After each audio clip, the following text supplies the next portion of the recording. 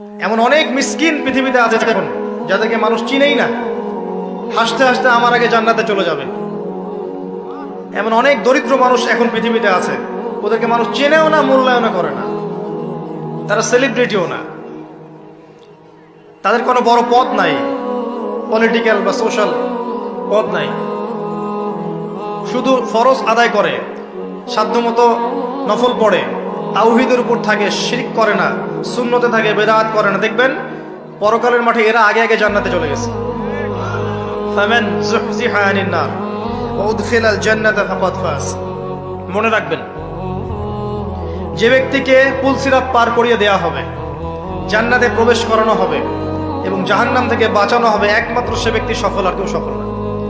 আজকের লেকচারে সব ভুলে গেলেও সাফল্যের সংজ্ঞাটুকু জেনে যায়। এবং এই যে লিমিটেড হায়াত আছে, এই হায়াতটাকে আপনি যদি চান যে আমি যা করেছি